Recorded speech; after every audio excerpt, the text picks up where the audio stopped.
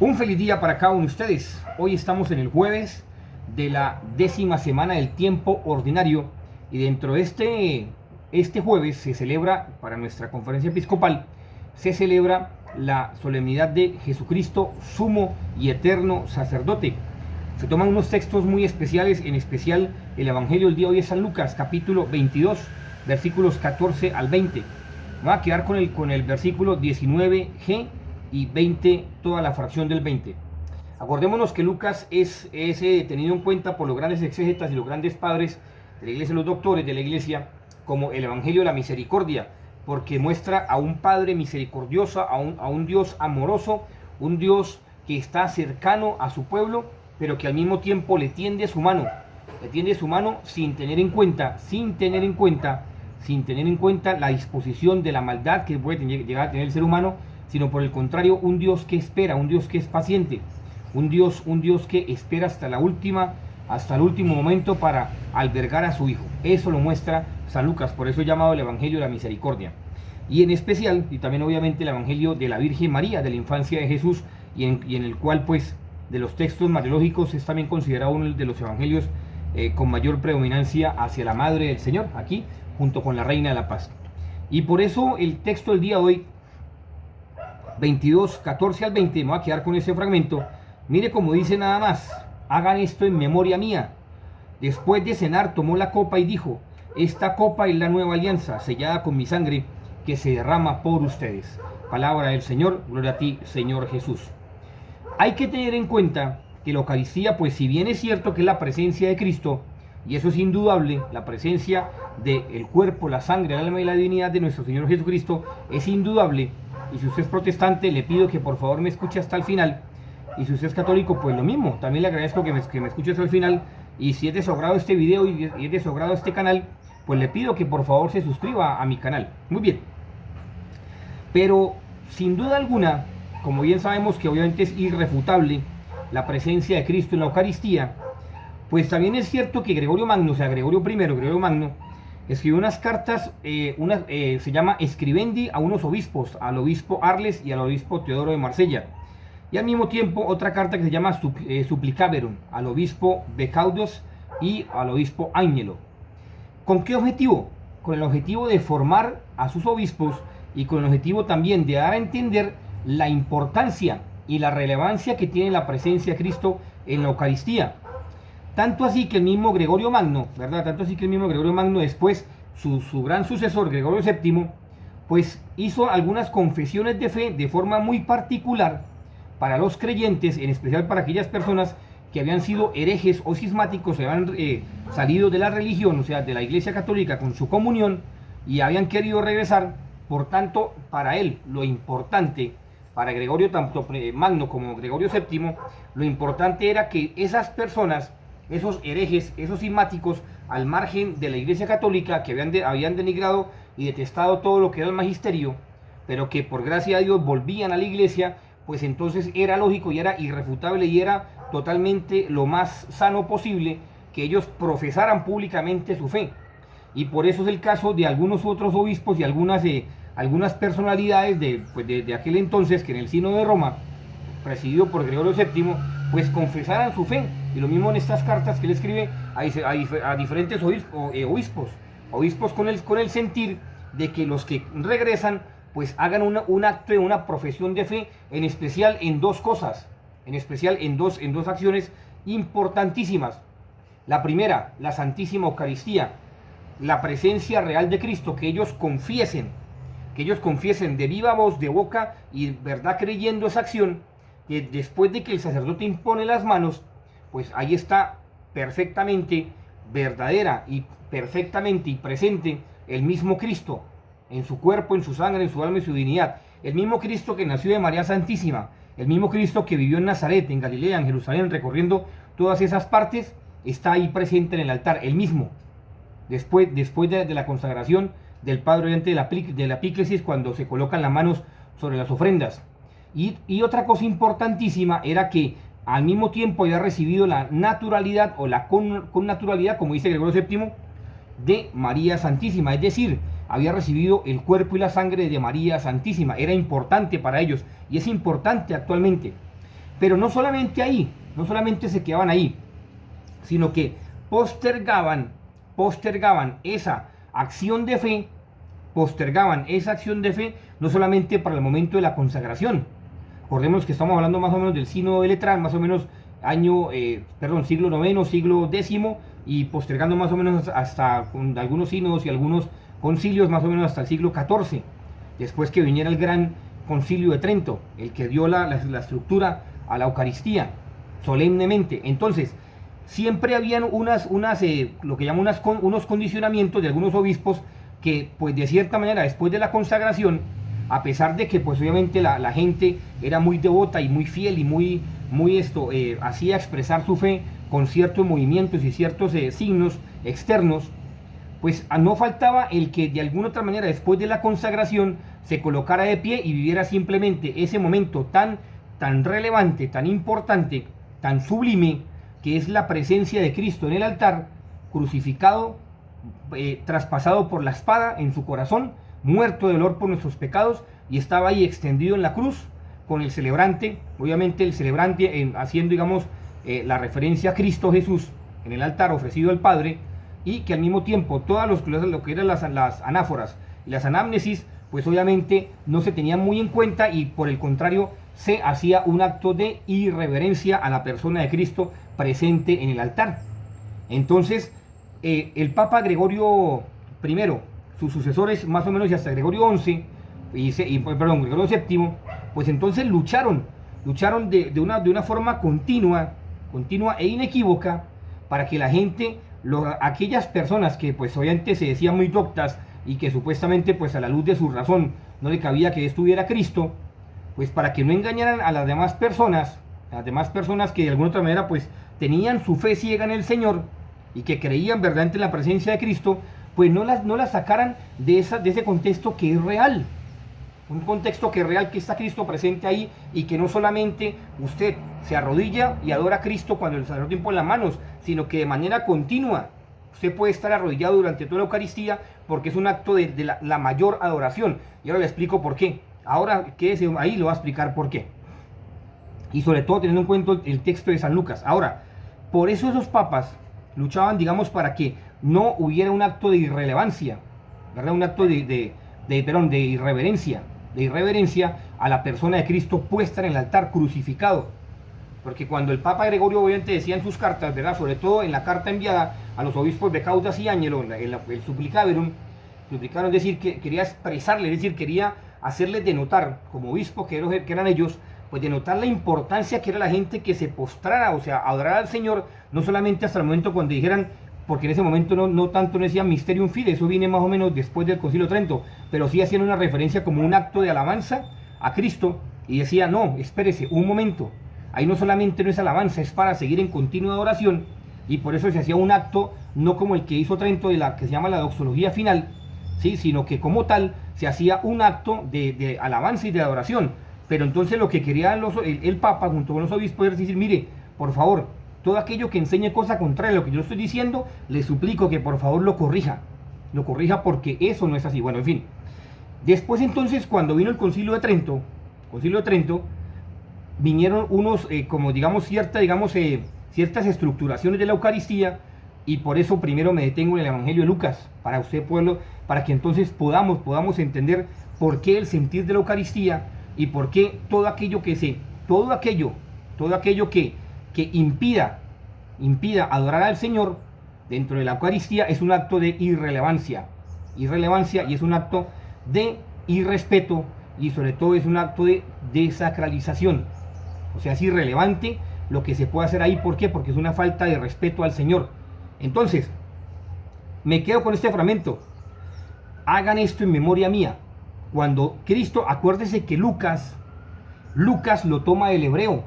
Este evangelio en griego lo toma Lucas primeramente el hebreo, y según los grandes exégetas de Lucas del siglo I, II y III, antes de que llegara San Jerónimo, inclusive también San Jerónimo, pero los grandes exégetas de Lucas, pues obviamente escriben en los anales de la historia como tal, en sus grandes repercusiones a nivel del mundo bíblico, que pues no sé si estarán en internet esos documentos, pero aseguran, atestiguan que la primera formulación de Lucas está en hebreo. Y por eso cuando él dice hacer esto, viene una continuidad. Desde el momento de la creación, como dicen los grandes exegetas, viene desde el momento de la creación donde aparece la figura de María Santísima. Si usted no lo crea, si usted diga qué mentira, y como digo, quiere hacer cosas indebidas, y que mentira, y que se rasgue las vestiduras, y una cosa y que otra, y que, mejor dicho, cosas así. Pero el momento que aparece María Santísima en la creación del mundo, de la creación del universo como tal, de todas las cosas, de todas las criaturas, aparece María Santísima, y es la acción continua de ese hagan esto. ¿Y cómo se dice, cómo lo aplica Lucas acá? ¿Cómo lo aplica Lucas aquí? Ayo o ayoji. Ayo o ayoji. Quiere decir hagan esto. ¿Pero por qué hace eso? ¿O por qué lo escribe en hebreo de una forma tan repetitiva y al mismo tiempo como tan precisa, que cuando usted toma el texto en hebreo usted dice no hay equivocación alguna? Me cuesta trabajo traducirlo, porque ese ayoji, como tal, quiere decir está todo el poder de Dios concentrado. O como quien dice, más o menos estoy haciendo una acción como un poco literal, aunque es difícil, pero más o menos quiere decir, todo el poder de Dios está concentrado ahí, en ese hágase. Todo el poder de Dios. Es decir, todo el poder de Dios se concentra porque el único que puede crear es Dios. Y Dios está en el momento de la epíclesis, que el sacerdote dice, haga esto en memoria mía, pues está concentrando todo el poder de Dios. Todo el poder de Dios, que como dice en el texto bíblico, Él no vino a abolir la ley ni los profetas, vino a darles plenitud. Es decir, la plenitud de su presencia está ahí, en la Eucaristía. Por eso está verdaderamente Cristo presente a través de María Santísima en su cuerpo y en su sangre. Ahora si quiere usted, botes al piso, rasgues el pelo, cortes el pelo, lo que quiera, pero está verdaderamente presente Cristo en la Eucaristía.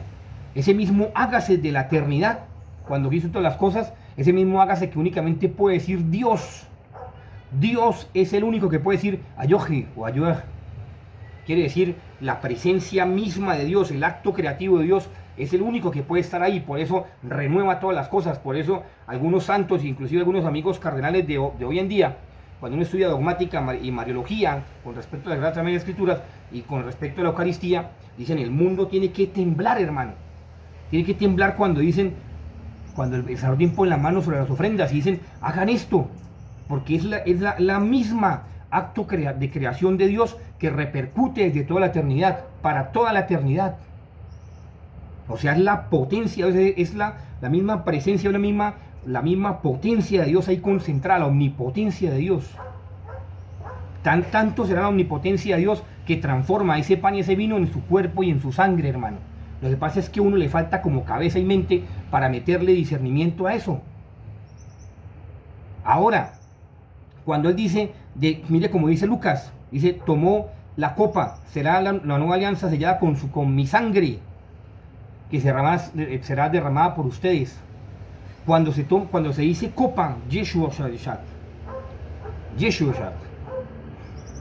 o sea, la copa, concediendo la copa, quiere decir la copa de la salvación, pero porque primeramente, si usted lee el texto de Lucas, del 22, del 14 al 20, del capítulo 22, pues se va a encontrar con la primera copa. ¿Cuál copa es la que está hablando de Lucas? La de Elías Johanabí. O sea, ¿qué está queriendo decir? Porque Lucas lo escribió en hebreo y lo observó en hebreo, en las primitivas comunidades cristianas. ¿Qué observó él? Que la primera copa es la copa de Elías. O sea que en Cristo se cumplía la promesa. Elías Johanabí. Y sobre todo la del Mesías, el Mashiach, la tercera, Mashiach, Elías Johanabí, Elías Mashiach. O sea, la copa del Mesías. Tomaba la copa, y por último la copa de la redención. Por eso toma la última copa, primero toma la copa del Mesías, la pasa, el Yahu, la que hoy en día los judíos la tapan y la dejan a un lado. Pero no, Jesús la tomó y la pasó, y después tomó su copa diciendo, mire, el Mesías, y encima de eso mi sangre, que es la sangre del Mesías, y la pasa, y da la acción de gracias. Y para uno poder entender la acción de gracias en hebreo, Para mí esas palabras son tan santas que uno dice, verdad no se puede traducir, Baruch atah Adonai, Eloheinu melech haolam hamotzi lachan min haaretz.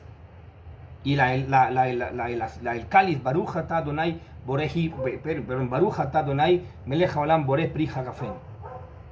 O sea, son palabras santísimas que uno no tiene en cuenta. O sea, el sacerdote dice esas palabras en el idioma vernáculo, es decir, en el idioma de cada uno de nosotros, en italiano, en chino, en portugués, en lo que usted quiera decirlo, pero las palabras que toma Lucas para poder explicar eso son prácticamente intraducibles, es decir, Dios todopoderoso y eterno, que te haces presente aquí, con toda tu omnipotencia. Es que nos falta tener como 3 dedos de frente para uno poder empezar a meditar sobre ese gran misterio que es Cristo en la Eucaristía. Es la misma omnipotencia de Dios presente ahí. ¿Gracias a quién? ¿Gracias a quién? Ahora sí, bótese al piso y revuélquese. ¿Gracias a quién? A María Santísima. A María, gracias a ella lo podemos recibir. Ah, qué mentira, que gracias a ella lo podemos recibir, hermano. Y por eso Trento, consciente de esa realidad, pues coloca la doxología final. Que a mí me encanta esa doxología final, sobre todo cuando se la escuché a Juan Pablo II en esa voz tan hermosa. Que dice, peripsun et cunipso herini, qué cosa, o sea, por Cristo, con Cristo y en Cristo. Peripsun et cunipso erinipso, la puso el Concilio de Trento en latín, porque en la Eucaristía primitiva no había esas palabras. Por eso Trento dice, no, hay que enseñar a la gente y centrarla que la Eucaristía no solamente es cuando el Padre dice Mysterium Fidei, y si usted se para ahí en ese momento, si usted se para, hace un acto de irrelevancia, hace un acto de irreverencia, es un acto irrelevante e irreverente. ¿A quién? A Cristo. O sea, irrelevante lo que dice, no me echo, creo hasta aquí, y ya entonces participé ahí de la pasión de Cristo, y lo otro entonces me quedo expectante aquí, hermano. Si usted tiene que estar adorando a Cristo en la Eucaristía, adorándolo ahí. Así el sacerdote, el papa, el obispo, usted conozca los pecados de él, que el sacerdote, el obispo, sea lo que sea, a usted no le importa, es el Cristo en ese momento. Por ese hombre que está ahí en el altar, ustedes y yo podemos ser alimentados. Por ese hombre que está en el altar, Cristo se hace presente en el altar.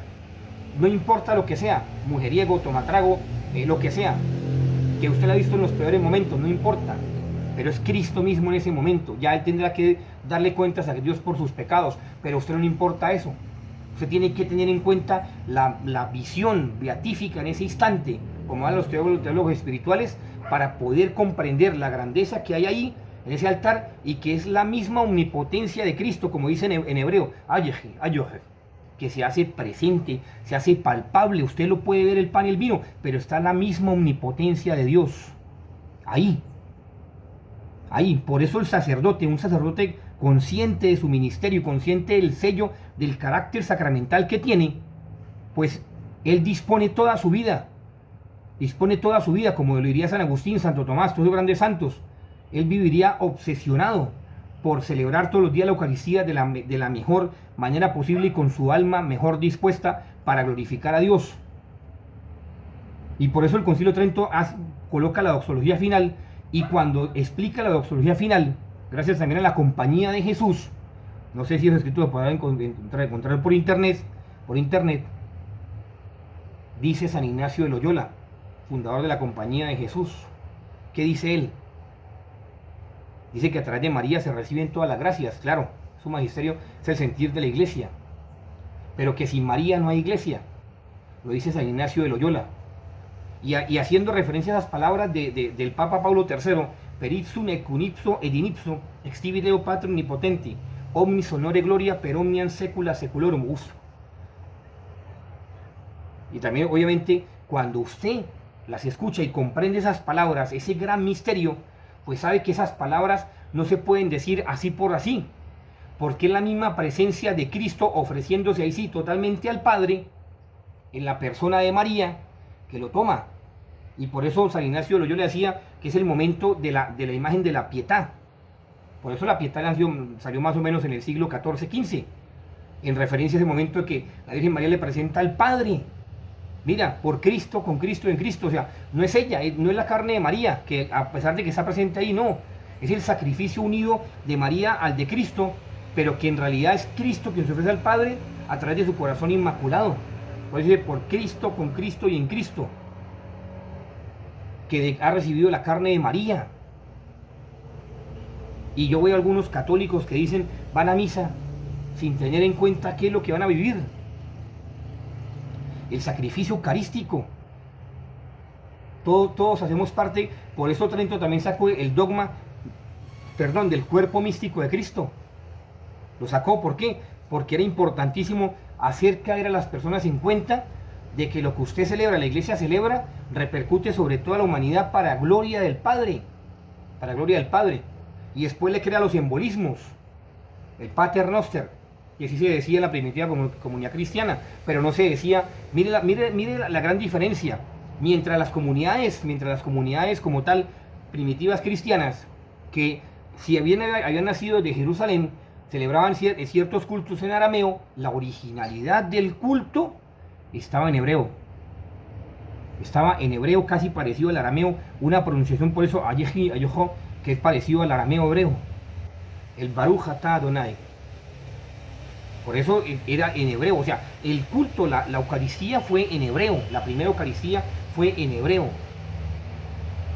Y por eso Cristo después adaptó el Padre Nuestro, es decir, el arameo, lo en arameo, pero después fue adaptado al hebreo, el Abinú, Abuna, Abinú.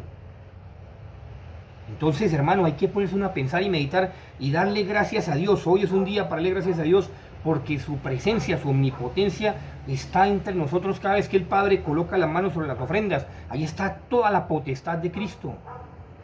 Contra eso no puede nadie, ningún poder. Y usted que va a misa y quiere comulgar en pecado mortal, uy. Por eso cada vez que usted y yo vayamos a comulgar, pues comulguemos, tratemos de estar comulgar en gracia. Y cosa que el pastor no puede hacer. El pastor simplemente le hace a usted una pantomima. Eso es una risa. Tráigame un vino, tráigame un pan, vamos a hacer la partición del pan. Qué estupidez, hermano, qué pena lo que digo, qué estupidez, ¿verdad? Eso es un acto, ¿verdad?, irrelevante, irreverente del pastor. No puede hacer eso, porque no está debidamente ordenado, no está en comunión con el Papa. Eso es lo otro. El sacerdote que no esté directamente en comunión con el Papa, no digo yo que no pueda ordenar, sí, pero de cierta manera, como dice el Código de Derecho Canónico, se invalida esa consagración, se invalida. Tengan en cuenta eso, se invalida. Porque lo importante es la comunión con el obispo de Roma, independientemente de lo que sea. ¿No es que es la cabeza de la iglesia? En fin, hay muchas cosas que ya por cuestión del tiempo vamos cerrando. Hoy solamente me queda por decirles que no comulguen bajo, como dice San Pablo, en pecado mortal. Y si usted es protestante, hermano, revise su vida. Mire, aquí en la Iglesia Católica, el mismo Cristo se le da a usted como el viático para que usted ya alcance la vida eterna. Ya si usted no quiere, hermano, es problema suyo. Se nos da a la Madre del Señor, porque en Cristo toma carne y sangre. En fin, hoy indispensable Santa Eucaristía, Santo Rosario, visita al Santísimo, horas de caridad y confesión. Que esté muy bien. Vaya a Eucaristía hoy, confiese, pero si usted va a recibir el cuerpo de Cristo, esté consciente de lo que va a recibir, que va a recibir al Dios Todopoderoso, ese Ayehi que hizo hágase. Pero ese Ayehi quiere decir la presencia omnipotente de Dios que creó todo el universo, todas las criaturas, y que al mismo tiempo a través de ese cuerpo, de ese pan y ese vino, lo transforma por su omnipotencia y lo crea en plenitud. Es decir, le da toda la persona de Cristo, toda la potestad del Hijo de Dios. ¿A través de quién? De María Santísima. No me queda nada más sino decirles, Dios los bendiga. Cada vez que usted vaya a Eucaristía, disfrute de la Eucaristía, viva la Eucaristía, no haga actos irreverentes, viva la adoración a Cristo en la Eucaristía, viva que cuando el Padre consagra, ahí está la pasión de Cristo. Prácticamente, como dirá el Concilio de Trento, desde el santo usted tiene que arrodillarse para poder comprender quién va a estar ahí y quién va a estar ahí, sobre todo sufriendo por cada uno de nosotros, ofreciéndose al Padre, como dice el Concilio de Trento, ya un sacrificio incruento, es decir, un sacrificio ya donde no se derrama sangre, pero de resto está todo.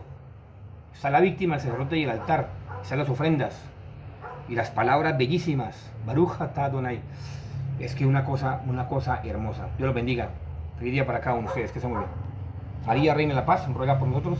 San José, terror de demonios, ruega por nosotros. Vaya Eucaristía, dele gracias a Dios y disfrute la Eucaristía. Es decir, disfrute en el sentido de que no me ponga a aplaudir. ¿Quién dijo que cuando haga de cuenta usted esto? Nada más piense. Si su mamá o papá está muriendo, usted trae una parranda vallenata para bailar y aplaudirle. Por Dios. Si es un sacrificio incruento, ¿va a aplaudir a quién? ¿A Cristo muriéndose? Como decía el Padre Pío, de una frase muy cierta. Los demonios aplaudían ahí en la cruz de Cristo porque no sabía lo que les venía. Iban a ser ya sentenciados en el infierno, para siempre. Por eso se reían y aplaudían. No, matamos a este man. Ellos fueron los que fueron condenados. ¿Y usted va a hacer lo mismo como decía el Padre Pío? No, hermano, disfrute la Eucaristía en cuanto a que adore a Cristo presente y pídele a María Santísima y a San José la gracia de verlos ahí, de disfrutar ese momento en adoración. En adoración. Si ya usted no puede arrollarse por problemas de la rodilla, listo, o problemas lo que sea, que tiene osteoporosis, lo que sea, y que le parten hasta los huesos, bueno, no se arrodille. Pero viva. Dios los bendiga, que esté muy bien.